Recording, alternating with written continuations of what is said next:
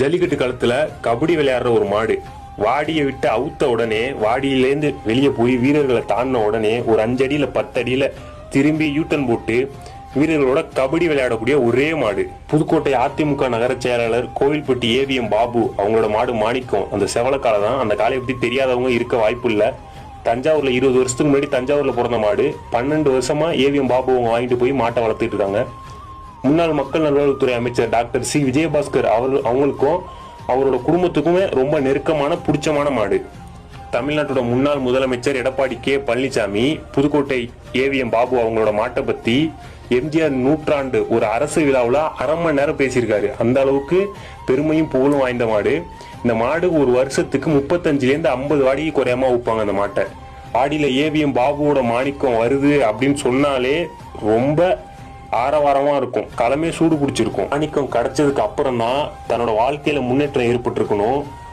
அரசியல்ல பதவி உயர்வு எல்லா செல்வ செழிப்பும் ஏற்பட்டிருக்கு அப்படின்னு ஏவிஎம் பாபு அவங்க ஒரு இதுல சொல்லியிருக்காங்க. இந்த மாடு அலங்காநல்லூர்ல இருந்து எல்லா பெரிய வாடியிலையுமே மாடு கலந்துருக்கு. அவுத்த உடனே வாடியை தாண்டினோடனே மாடு திரும்பி பார்த்துரும். மாடு பிடிக்கிறவங்களோட கபடி விளையாடுற மாதிரி ஒரு எல்லைக்கோடு வச்சுக்கிட்டு அந்த மாடு விளையாடும். யாரையுமே போய் உள்ள உளுந்து குத்தி பாஞ்சது இல்லை. மற்ற மாடுகள்லாம் பார்த்தீங்கன்னா ஒன்று வெறிச்சுக்கிட்டு குத்தும், இல்லை மிரண்டு ஓடும். இது 2 டைப்ல இருக்கும். ஆனால் இந்த மாடு மற்ற மாடுகள் மாதிரி இல்லாமல் ரொம்பவே வித்தியாசமான மாடு. பாடியை விட்டு தாண்டின உடனே யாரையும் பாயாது, ஆனால் வம்பிழுத்து விளையாடும்.